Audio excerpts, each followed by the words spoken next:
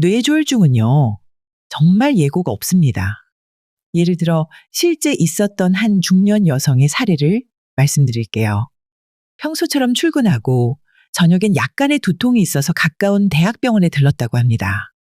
진찰도 받고 CT 검사도 했는데 별다른 이상은 없다고 했대요.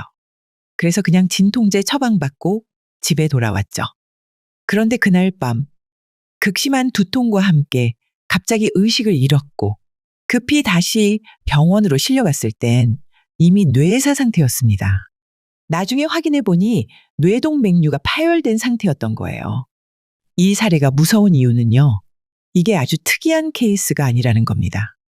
우리나라 65세 이상 뇌졸중 환자 중 1년 안에 사망하는 비율이 30%. 그중 상당수는 이렇게 아무 증상 없이 찾아옵니다.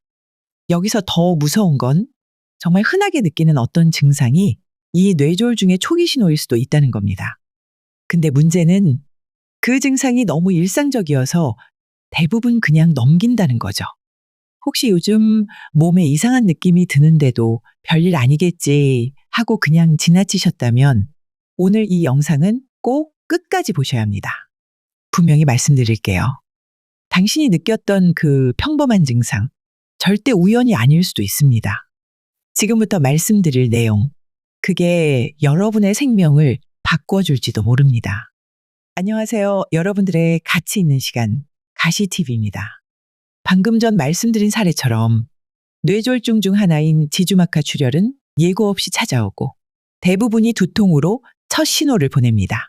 그런데 문제는 많은 사람들이 이 두통을 그냥 편두통이나 스트레스성 두통쯤으로 생각한다는 겁니다. 여기서 꼭 알아두셔야 할 게 하나 있습니다. 바로 벼락두통입니다. 벼락두통은 이름 그대로입니다. 벼락 맞은 듯 갑작스럽고 강렬하게 찾아오는 두통. 한순간에 뇌를 찢을 듯한 통증이 몰려오는데요. 이게 바로 뇌 동맥류 파열로 인한 지주막 하출혈의 대표 증상입니다. 의학적으로 벼락두통은 발생 시점을 정확하게 기억할 수 있을 정도로 갑작스럽고 강도 또한 매우 높은 두통이라고 정의됩니다. 보통 두통은 서서히 시작되거나 정도가 완만하게 증가하죠. 하지만 벼락두통은 시작과 동시에 최고 강도의 통증이 발생합니다. 또 하나 벼락두통은 보통의 두통과 양상이 다릅니다. 한 번도 느껴보지 못했던 강도의 통증, 진통제를 먹어도 전혀 듣지 않음, 구토를 동반하거나 시야가 흐려지기도 함, 머릿속에서 뭔가 터지는 느낌이 드는 경우도 있음. 그리고 특히 무서운 건 두통이 사라졌다고 안심할 수 없다는 점입니다. 벼락두통은 몇 분 안에 사라지는 경우도 있지만 그건 증상이 멈춘 게 아니라 뇌 속에서는 이미 출혈이 진행되고 있는 상태일 수 있습니다. 실제로 응급실에 내원하는 환자 중 벼락두통을 경험한 분들은 대부분 CT 또는 MRA 검사를 통해 뇌 출혈 여부를 진단받습니다. 그런데 일부 환자는 벼락두통이 있었는데도 평소 두통이 있어서 그냥 그날은 좀 심한 줄 알았다. 자고 나면 괜찮겠지 싶어서 그냥 버텼다. 이런 이유로 병원을 가지 않습니다. 그리고 그 결과는 사망이거나 심각한 후유증을 남기는 뇌졸중입니다. 한 가지 더. 새벽이나 한밤중에 갑자기 찾아오는 두통 역시 주의해야 합니다. 이 시간대의 두통은 뇌의 압력이 변화하거나 종양, 출혈 등의 문제로 인해 발생할 수 있기 때문입니다. 그럼 바로 병원에 가야 할 두통 증상에 대해 알려드릴게요. 1. 갑자기 망치로 맞은 듯한 강한 두통이 발생했다. 2. 언제부터 아픈지 기억이 날 정도로 순간적으로 시작됐다. 3. 두통이 너무 심해 평소와는 전혀 다르다고 느껴졌다. 4. 새벽에 잠을 깨게 할 정도로 머리가 아팠다. 5. 두통과 함께 구토, 어지럼증, 시야 흐림 등이 함께 나타났다. 이런 경험이 단 한 번이라도 있었다면 절대 가볍게 넘기지 마시고 CT 또는 뇌 혈관 검사를 통해 원인을 꼭 확인하셔야 합니다. 그리고 사람들이 가장 많이 착각하는 의외의 증상이 하나 있습니다. 바로 귀에서 삐 소리가 나는 이명인데요. 보통은 피곤해서 혹은 스트레스 때문이라고 쉽게 넘기기 쉬운데요. 하지만 이 이명이 귀가 아닌 뇌혈류 이상에서 시작되는 경우도 적지 않습니다.